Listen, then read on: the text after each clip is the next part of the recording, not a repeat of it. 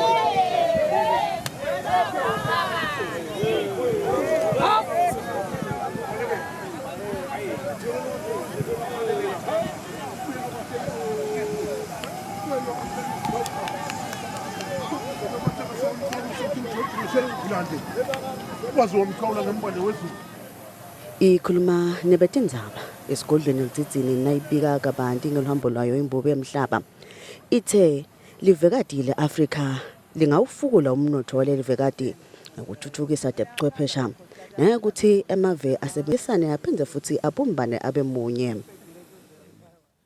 Lena nje bavele nabo base babona lo nathi sibakangwane sikhona kulomsebenzi futhi kungabanjiswana kube malula nakwanza le dinombolo temave kuyinto lenhle kakhulu ngoba kusho ukuthi i-technology itakwanza kakhulu within le continent ye-Africa. Basekena nathi ke bayasemukela silive la kangwane ukuthi cha live la kangwane selitawuba yimember yale alliance kusukela nyalo nje sekutawuthi njalo nababamba le board meeting nelive la kangwane libe ingcenye yabo nathi lesikubongile lokho ngoba kuyasisita sibakangwane kuthekelana le alliance ayikafaki emave kuphela eAfrica njengoba umhlaba umkhulu ungaka lokungaka le alliance iphindze yathekela lapha nalapha kakhulu nje emaveni lasabonala ukuthi asahambela athuthukile kuleti tabo ngqondo. Silo semhlaba sesekhona eZimbabwe saphindze futhi sachubekana leminye imisebenzi kulela live ngokumenywa ngumengameli His Excellency Emmerson Mnangagwa. Imbube emhlaba ibe netingxoxo namengameli tekuthuthukisa nengidlondlobalisa budlelwane emkhathini kwalamavela amabili.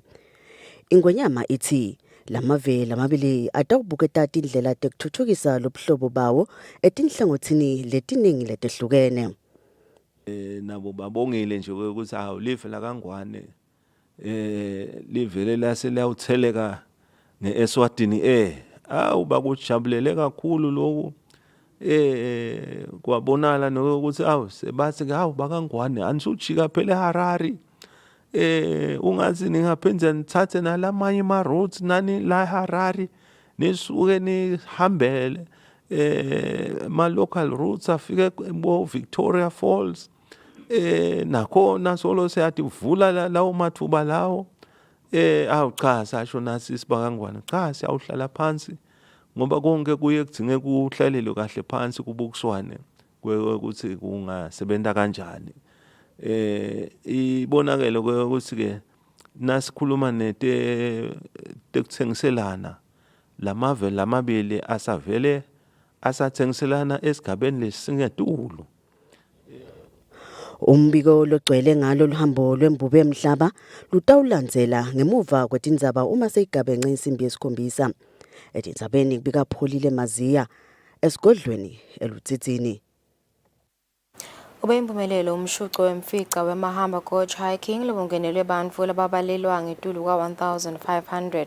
Lo mshuco ubanjwe ngaphansi kwesicubulo lesithi asicancele nthaba sicancele ukuthi insha itakhele emabhizinisi. Indvuna yetekuvakasha netemvelo Moses Vilakati ithi akubukwe emabhizinisi aselihlangothini wetebuciko njengobe insha iyatithakasela futhi kuyibhizinisi yakusasa. Siyabonana eGalile. Ngetulu ko-1500 webantfu basukele indzaba yakumahamba bayicanca ngemuva kwekuva lamavi endvuna yetekuvakasha netemvelo Moses Vilakati. Kuchutshekelwe emidlalweni leminye yase iyakhuluma indvuna futsi. Sibongeke nendzaba yokuthi asenibukisisa indzaba vele yalaka IT. Lama startups lahambisana naka IT. Ngoba lensha iyatitsanza leto tinto le kanzi futhi kuyibusiness yakusasa na usongayathi IT kude lapho ungaya khona. Sihlalo emahamba coach hiking Dixon Khumalo uchaze ngesicubulo salonyaka. Hiking towards empowering the youth. Sithi siqanqa inthaba sihlanganele injongo yethu ukuthi ake kuhlonyiswe bantu labasha. Uma ubuka inombolo tiyasitshela kwekuthi i-rate of unemployment noma kungatholi emathuba emsebenzi makhulu kakhulu kubantu labasha. Inhlangano lebuka etindzaba tebantfu labasha i-Youth Council nayo ifike yakhuluma kabanti ngasona lesicubulo. Kanti-ke bantfu bawujabulele lo mshuco. It's my first experience, so ngiva ngathi kuba mnandi. Awu mkhwenyana ukuthi nje noba naloku ngalimala ngashayiswa imoto la kodwa nje khuphukile nje aphindze ngehla lamatshe lawa ngiwajwayele emakhaya. Bengishelela papa, it was very fun. For me libelula kakhulu compared to last year because namhla iweather yethu isivalele so far libelula kakhulu. Lo mdzala kunabo bonke kulomcimbi bekungugogo lotsite akatati iminyaka yakhe noko ngesikhonyane bese kavele ayintombi kanzi lomncane bekaneminyaka lemibili nje kuphela. Tindzabeni Eswatini TV kubika Themkosi Mavimbela nginaThemba Shabangu kumahamba. Indvuna yetekuvakasha netindzaba temvelo Moses Vilakati ithi kunesidzingo sokucekiswa ngendlela lephephile etindzabeni letfaya emavisa tivakashi letingena kuleli ikakhulu njengoba luhlangothi lwetekuvakasha lushayeke kakhulu ngemkhuhlane ye-COVID-19. Indvuna ikuvete lokhu ngesikhathi ivalelisa abantfu labayingcenye yemhlangano lomkhulu webantfu labadinekele kusita abantfu Rotary District 9400. Lo mhlangano lobo uhlanganise live leSwatini ingcenye yaseNingizimu Afrika kanye nengcenye yaseMozambique nelive leBotswana bewubuka kakhulu imisebenti leyendiwe ngelenhlangano. Ivalelisa lelibandla indvuna yelitiko letekuvakasha nendzaba temvelo Moses Vilakati seyikhutsate ama-Rotarians ukuthi-ke avakashele live laseSwatini. Me, when we started this journey, I was thinking about how can we revive tourism in Eswatini. And I am challenging each one of you to say this is your first time, probably, or your second time. But we will warmly welcome you even if you come tomorrow and tomorrow and tomorrow into our country. We need to learn from each other so that Africa can grow. the issue of intra-Africa tourism is not working very, very well. There are huge challenges. Flights, roads, visas,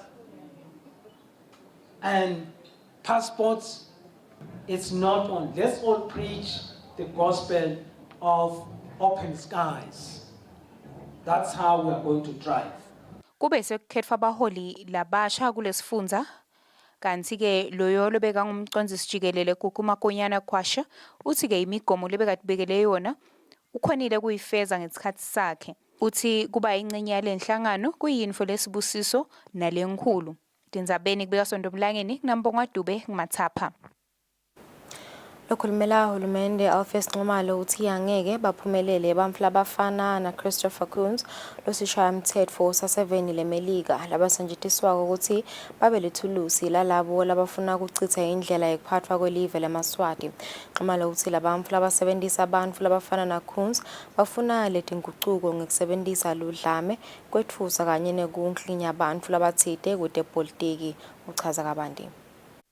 Kutototimbili tindzaba nebekunene labafundzile lelakubhalile kute lokubufakazi lakubekako lokusebaleni kuyabonakala nje ukuthi lilunga lehloniphekile leParlamente lilobhishwe ngilabo labalobhishile nakhona ke lesibatiko ngoba bakafihlakala baye badisho sibabo bani kunetinhlangano letinengi la emhlabeni letikhona eAmerica lenye yokucala iAmnesty International kuphinze futhi kube iHuman Rights Watch lokungibona bamlobhisha lwekunene kwekuthi akafake letindzaba letikanje eParlamente ngelive sithi ke nebekunene bakangwane eMaswati angesabi hulumende lothatha tinqumo tekuthi ngibani longasanctionwa longeke asanctionwe leto tinqumo leto umhlaba wonke jikelele athi thathwa iParlamente dithathwa iExecutive. In this case that will be the president in the White House in Washington, D.C.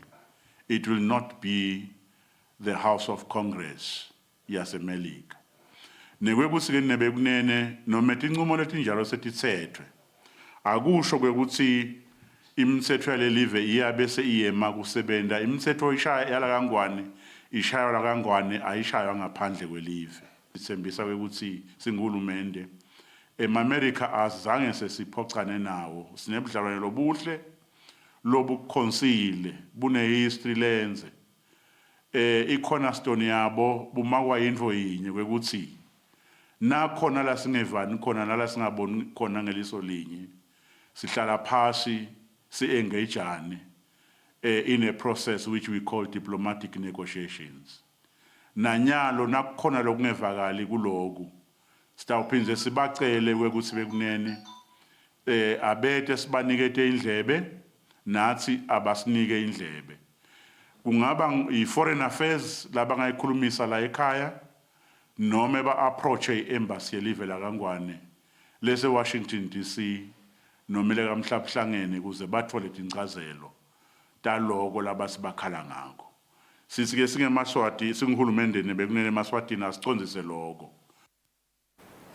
Umngane wamakhosi Sifiso Khumalo sokhuthatha isibe sasezulwini ukuthi siphile ngekuthula ngokubheketelana kanye nekuxolelana. Khumalo uthi kunesidingo sokuthi eMaswati athanazele nekuthi lukhetho luhambe kahle. Abekhuluma emthanazweni wendlunkulu lapho abese unikela ngekudla lokufaka ekhathi irice emabhontshisi netingubo tekulala.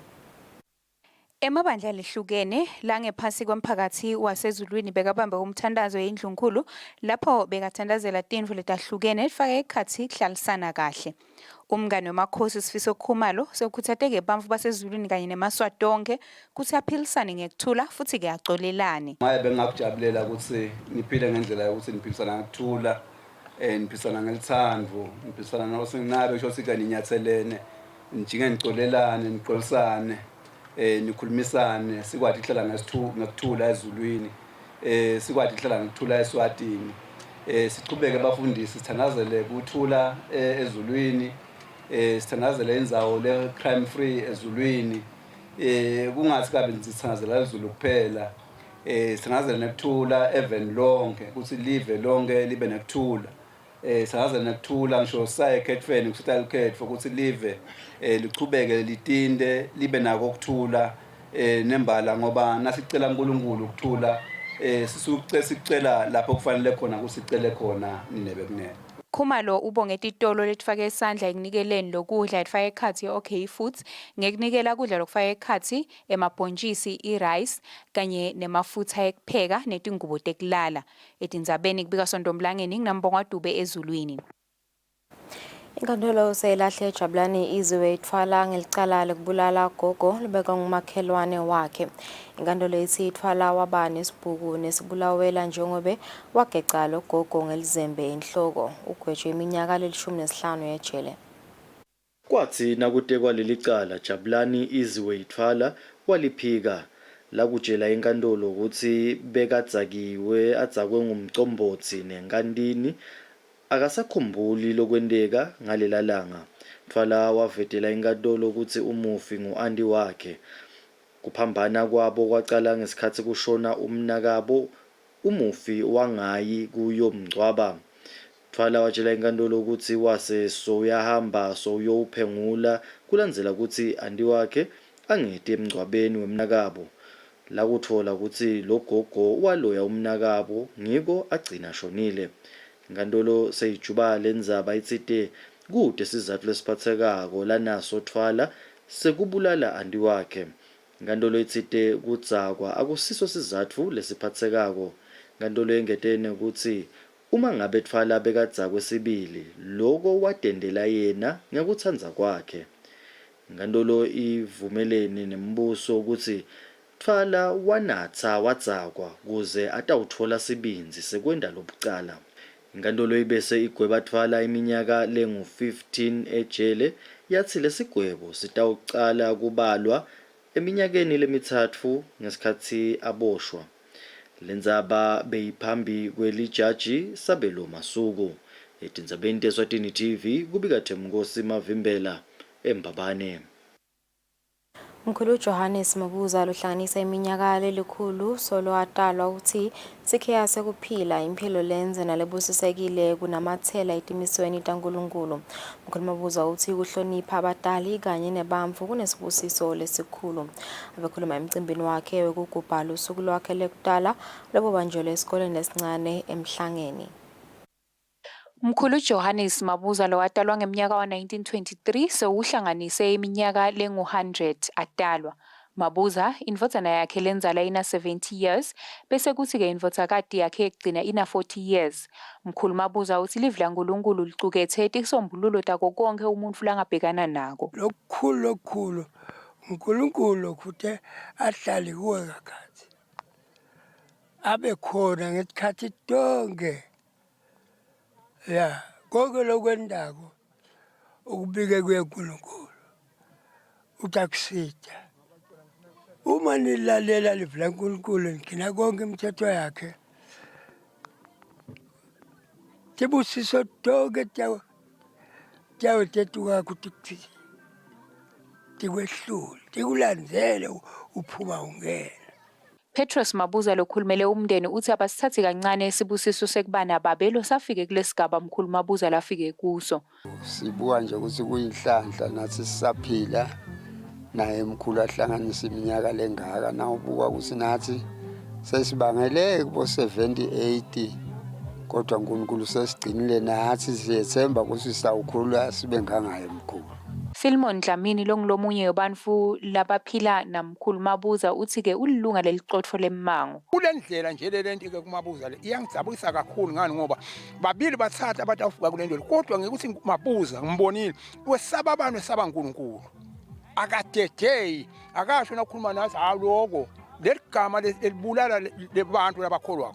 Nawuthi kwenda athi akunenzaba lokho. Uyabona lokho. Manje-ke Mabuza mina ngimthatha njengemuntu nongibabe. Ngekusho kwesikali selibhangele emhlaba iWorld Bank siveta ukuthi lapha eSwatini bantfu babheke ukuthi baphile bate bafike ku-59 i-life expectancy. Lokwenda impilo yamkhulu ibe sibusiso. Etindzabeni kubika Sontomlangeni nginambongwa Dube kalamgabi eMhlangeni. Inyanga yenkwekweti itawucala kahle kubogogo nabomkhulu njengoba elihhovisi leliphinandvunankhulu selethembise ukubaniketa imbasha yabo ivikini lekucala lalenyanga. Ihhovisi leliphinandvunankhulu selikhiphe umbiko lapho liveta khona ukuthi bogogo nabomkhulu batawutfola imbasha yabo ngalesihlanu mhla ka-5 enyangeni yenkwekweti. Lelihhovisi lithi bantfu labadzala batawutfola imilayeto etincingweni tabo njengaloku etayelekile ngekuthi le mali yabo batayitfola kanjani. Kanti ngakulokunye lihhovisi leliphinandvunankhulu litawucala luhlelo lwavela esifundeni sakaManzini ngalesine. Lolu hlelo luhlose kucinisekisa ukuthi bonke labatfola imbasha yabogogo nabomkhulu kanye nalabakhubatekile ngulabafanele nalabasaphila. Lihhovisi leliphinandvunankhulu lithi bantfu abaphathe ititifiketi tekutalwa kanye nabomatisa bebuve babo. Lelihhovisi lithi labangeke bakhone kufika lapho kuvelwa khona ngenxa yekugula ababikele bagcugcutele ngesikhathi kuze kutawubonwa indlela yokuthi kufikwa njani kubo. Mengameli welibandla leJericho khanya kwezwe Vilakati uthi leli bandla lisatawuyiphenya indzaba yesehlakalo sekusha kwamalunga elibandla laseManyeveni. Mengameli Vilakati uthi imibiko labayitfolako ukuthi lamalunga lelibandla ayalulama esibhedlela njengoba isimo sesingcono kunakucala.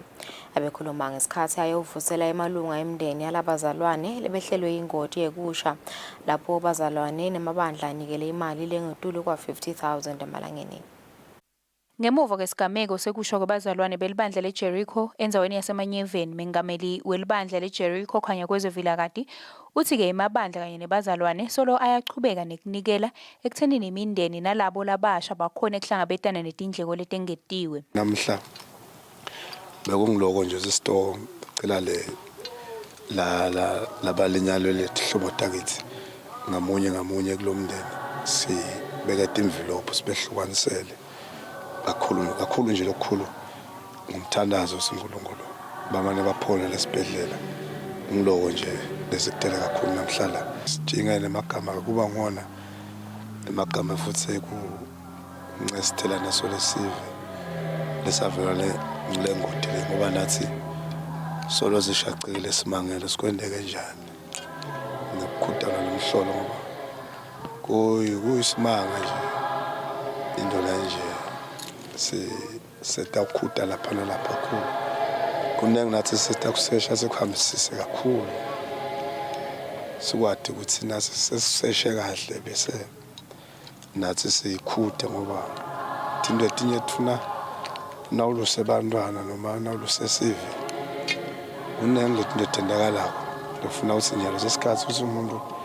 lakaluse khona abuke atinike isikhathi sekubuka ukuthi bantu umthetho abaphuleni. Leli bandla lihlanganise imali lenganga 50,000 emalangeni kanti Vilakati uthi-ke leli bandla linemithetho nemigomo njengayo yonke emabandla uthi-ke kunetinvo lesetingalungi lesetibonakala kuleli bandla kungako batawusukumisa liphenyo. Etindzabeni kubika Sondomlangeni nginambongwa Dube eManyeveni.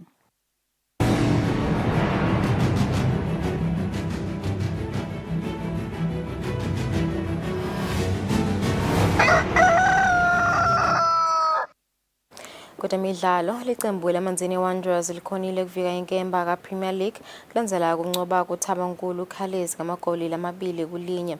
Lokusho ukuthi iThabankulu Colours yona seyidliwe inkemba yekwehlela ka-First Division. Lo mdlalo udlalelwa enkundleni yaseMavuso Sports Center. Amaqembu lamabili lokuyiManzini Wanderers kanye neThabankulu Colours bethe emidlalweni wabo bobabili badzinga kuncoba kude batovika inkemba bangehlele esigabeni saka-National First Division. iManzini Wanderers ite kulo mdlalo inamaphuzu langu-21 kanzi iThabankulu Colours yona ite kulo mdlalo inamaphuzu langu-15. Kulo mdlalo igadle kuqala iThabankulu Colours kwayiwa ekhefini ihamba embili ngelikolinye ecanzeni kodwa-ke esigabeni sesibili seyihlasela iManzini Wanderers litfolile lekuqala leshayelwe ngiyo iThabankulu Colours. Ngesikhathi lesengetiwe sanompembe litfolile lesibili iManzini Wanderers lelishaywe ngumlamuli Mlaba Ngambule waphela kanjalo umdlalo kwaba mahala ha kaManzini.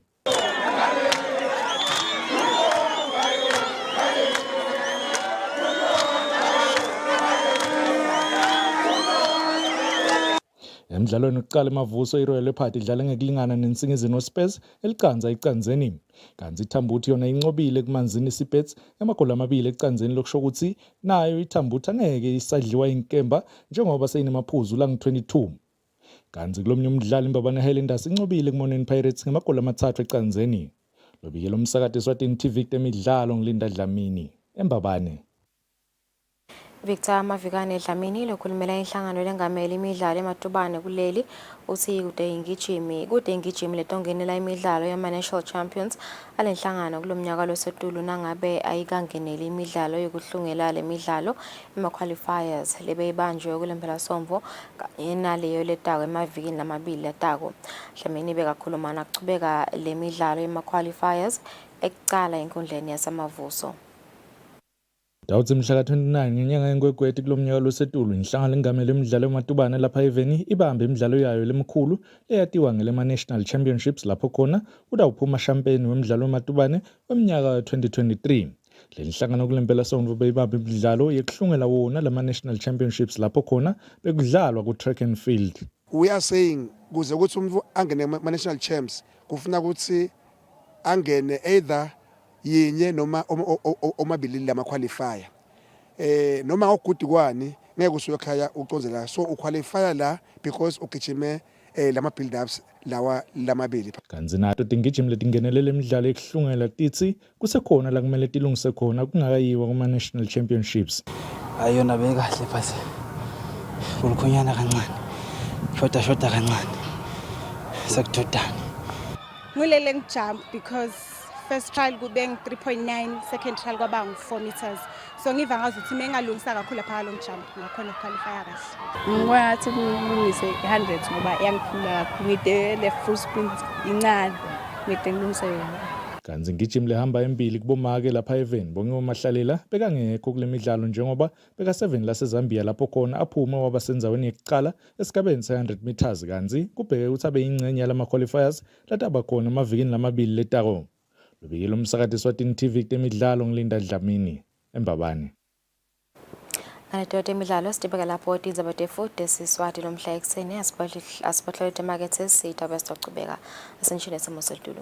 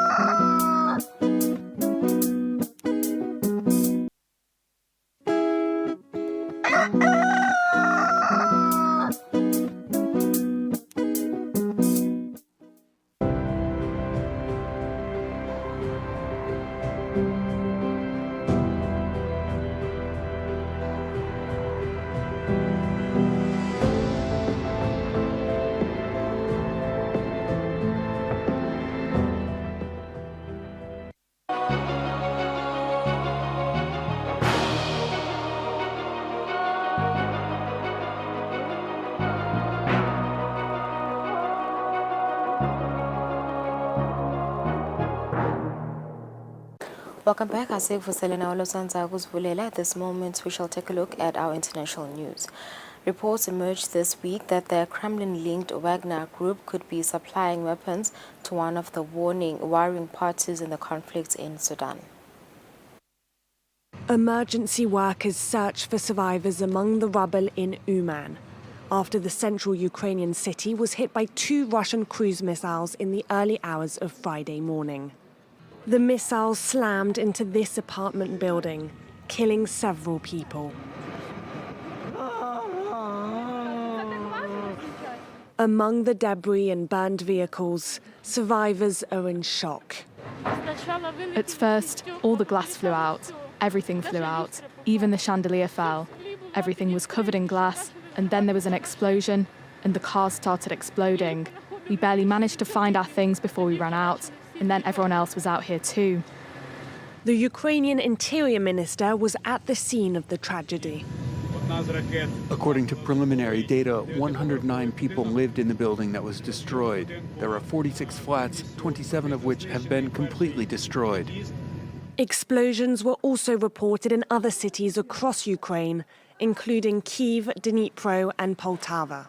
The attack on the capital was the first since the 9th of March. The airstrikes come as Ukrainian forces are believed to be preparing for a military offensive with new equipment, including tanks supplied by Western allies. More than 10 tanks of oil totaling up to 40,000 tons are destroyed in the fire at a Crimean fuel storage facility.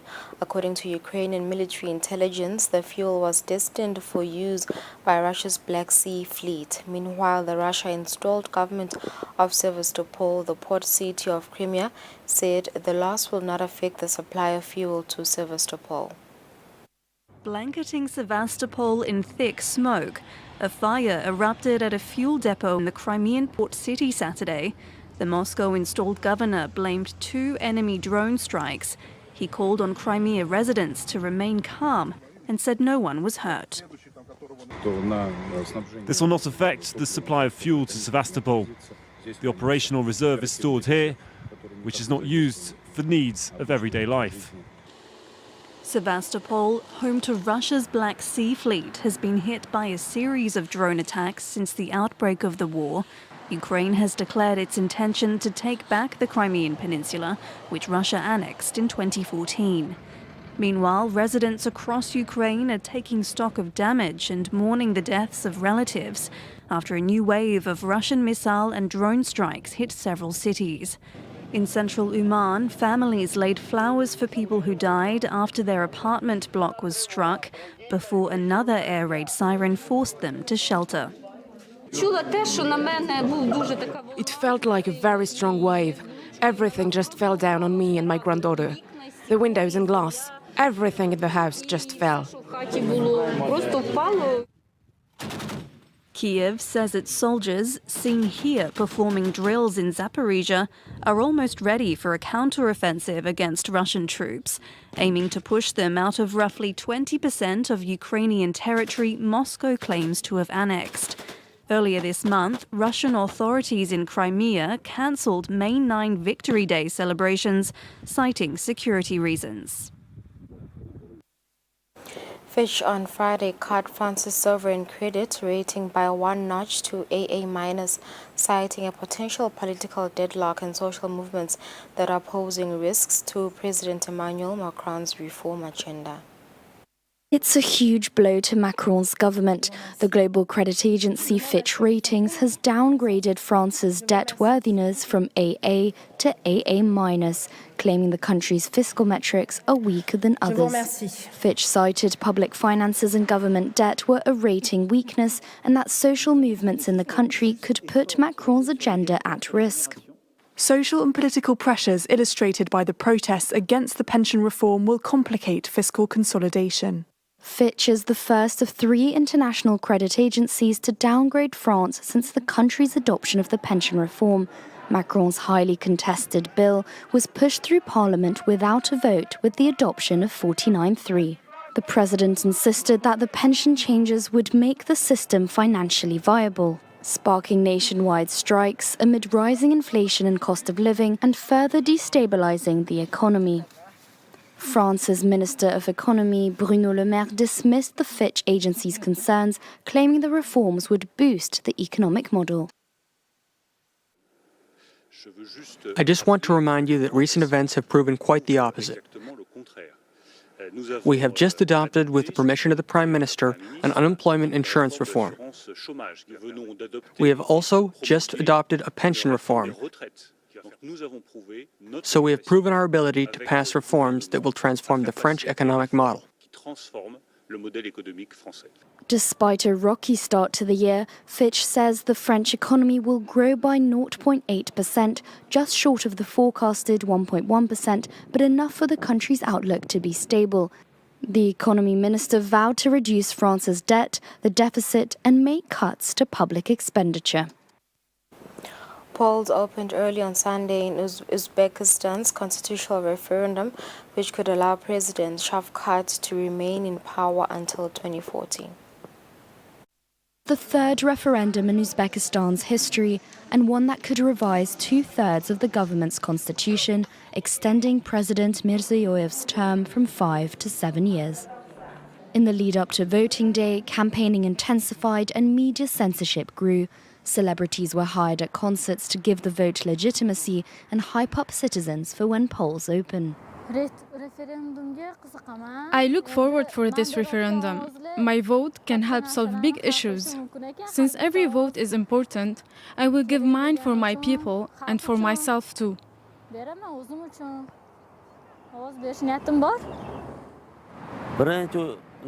First of all, I believe that positive results will be reached if changes are made in the judicial system and to serve the people's interests.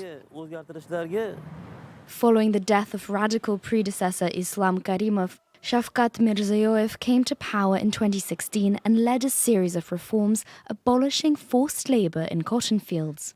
The crackdown lifted sanctions on Uzbek cotton, which had been boycotted by international brands. Though seen as a great victory of the Mirziyoyev era, activists say rights abuses persist and political opposition has yet to appear. Originally planned for 2022, the referendum was postponed after deadly protests kicked off in the Karakalpakstan region following amendments proposing to remove the republic's right to secede. Now an overhaul of the constitution could improve governance and the quality of life of the 35 million people who live in Uzbekistan and allow for Shavkat Mirziyoyev to run for office twice more after his term ends in 2026. President Recep Tayyip Erdogan's rival in next month's election has confronted a political taboo in Turkey by talking about being a member of the Alevi Islamic minority sect over the centuries. The group has been the target of discrimination and violence. İlk oyunu verecek olan sevgili evlatlarım. Ben Aleviyim. On YouTube, presidential candidate Kemal Kılıçdaroğlu, addressing first-time voters, declares his Alevi religious identity.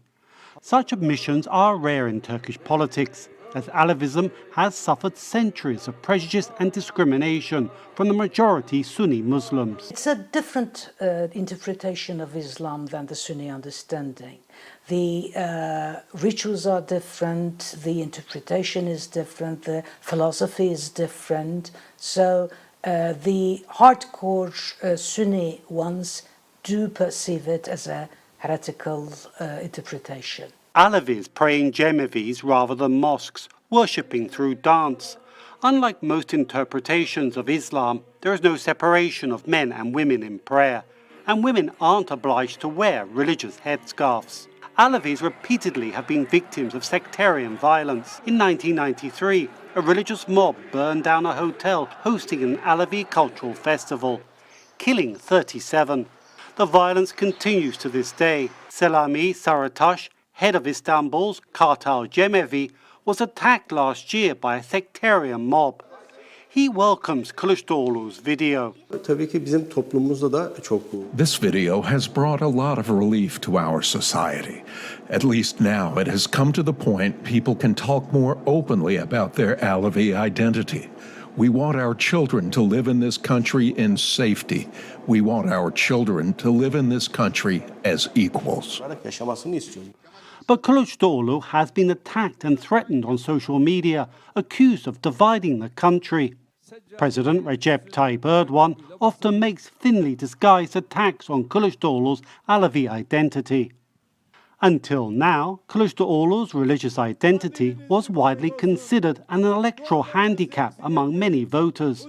However, as he heads an alliance of religious and nationalist parties, some observers say Turkish society is changing. It was very important in the country, but nowadays, if you look at the Millet İttifakı, the opposition's alliance, the Islamists and the nationalists and the secularists and Alawites and the Sunnis are all together.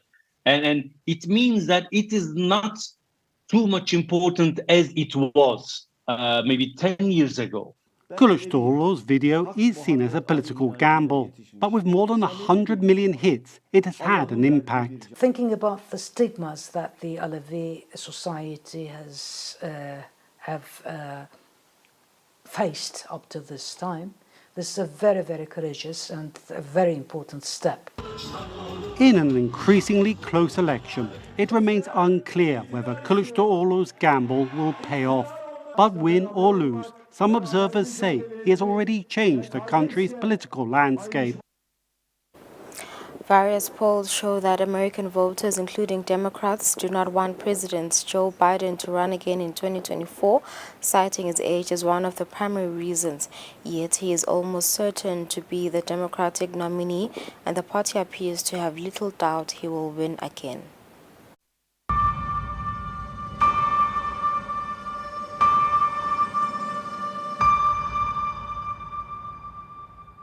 Freedom.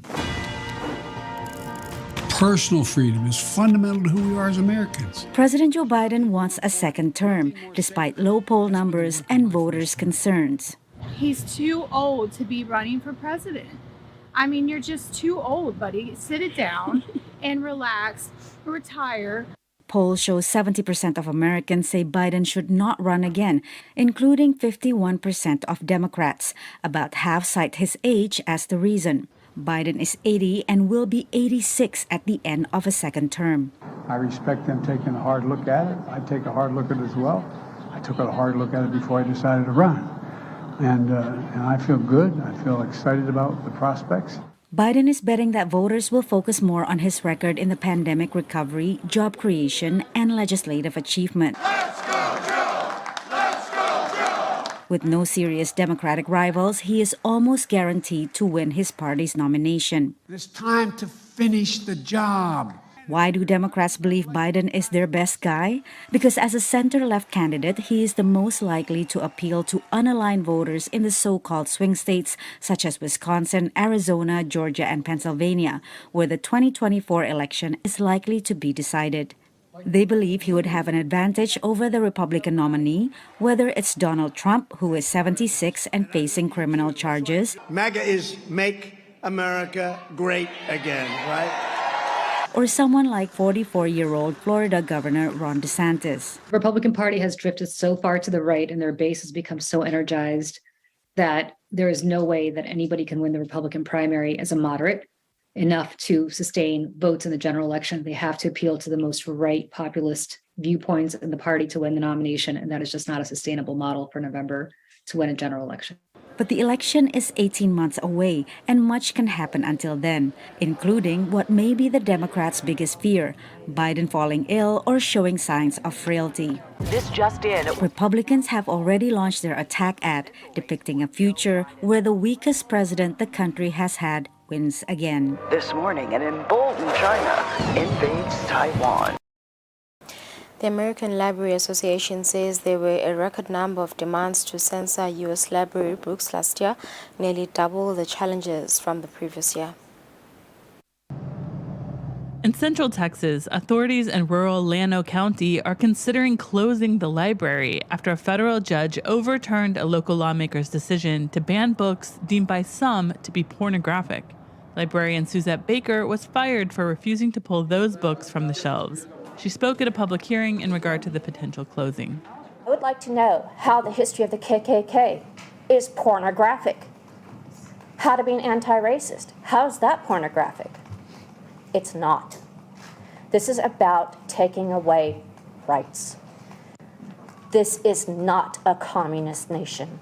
This is not a Nazi nation. You do not get to pick our reading material. It is ours. Baker says many of the books the group wants to ban are about LGBTQ issues and people of color. Book ban supporter Rhonda Schneider also spoke and read what she says are examples of explicit material to the judge. The library is a vital part of our community, but they said it's a safe space for kids. It is not a safe space for kids. These are all books that are currently on the shelves in the Llano Library. So you can be a heterosexual or homosexual, and I feel like I understand that. Llano resident Emmett McPherson believes the library should be closed. The only reason I'm for closing the library is because we haven't been able to get these books that are definitely pornographic moved to an adult section that I am willing to close the whole library down to prevent them and keep them out of my children's hands. While those books may be objectionable to some, they're not pornographic, says Texas Library Association Executive Director Shirley Robinson. She says some of the nearly 40 bills in this Texas legislative session relating to libraries include criminal charges against librarians. Librarians are leaving the profession because there is this threat of potential criminal prosecution or, just harassment within their communities. Carrie Ann Holt is a Texas-based author whose book has been banned by many libraries. The book deals with two middle school girls who discover they have a crush on each other. In our industry, we worked really hard to not only diversify the voices in books and the authors and everything, but to show queer joy or black joy. And as those numbers have increased, the numbers of books being banned have increased almost exactly the same.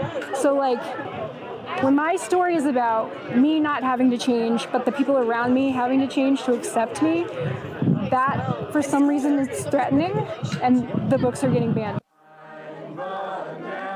Llano County commissioners voted to take the library closure off the agenda, allowing it to stay open while they appeal the federal order to return the books back to circulation. Snake experts in South Africa say an energy crisis is partly to blame for a shortage of antivenom in sub-Saharan Africa that has left at least 3 people dead in the past 3 weeks. South Africa supplies antivenom to the region, but frequent power cuts have made it harder to store the refrigerated supplies. Viewer discretion is advised as some visuals contain visuals of snakes. Bjorn Unge is the owner of the reptile garden. He's been working with venomous snakes for the past 24 years and hasn't been bitten once. And right now he's praying his luck doesn't run out, because thanks to a power shortage, he has no anti-venom. He's showing us a Cape Cobra. They are extremely problematic, the Cape Cobra and the Black Mamba, in that they're extremely potent venom. They're responsible for most fatal snake bites in South Africa, but we do also get a lot of bites from the puff adders and the Mozambique spitters. Alan Heath was recently bitten by a Cape Cobra in this wetland area in Noordhoek, Cape Town. He's lived to tell the tale thanks to local snake catcher Stephen Megan, who knew where there was a stash of anti-venom. The 2 local hospitals Heath initially was taken to didn't have any. Walking the dogs, and the first thing I noticed, I just had a sharp pain in my left ankle, and I looked down and the snake was actually attached to it. So I just grabbed it and threw it away. Megan says it's a miracle Heath survived. In sub-Saharan Africa, as many as 20,000 people die a year, according to the World Health Organization, an admitted underestimate. Megan says the snake community has been battling to get answers about the shortage from government officials since it started a year ago and is affecting the entire sub-Saharan region. Another snake catcher, Arno Nudia, is part of the National Snakebite Advisory Group, which includes top medical professionals. They've written to government officials appealing for urgent help. Recently now in southern Africa, in Eswatini, which used to be Swaziland, we've had 3 people that have died as a result of not being able to get antivenom, as well as we're losing dogs on a daily basis. Nudia says certain government hospitals have no antivenom, while others don't have sufficient supplies for adequate treatment of even one venomous snake bite. Yes, we can pull them through with maybe 6 or 8 vials, but they're probably going to have kidney damage. They'll probably lose tissue on part of their skin. They may have an amputation. In response to VOA's questions, the National Health Laboratory Services says production levels of antivenom should be adequate by the end of May. 2 minutes before 8 o'clock, stephethe lapho inzabadet futhi ngaphandle kwakuleli sibangakhohlasana nathi lomhla ekseni sesinivalile sasethemba ukuthi indaba nelanga lelihle nalelibusisekile. Sanibona kusasa.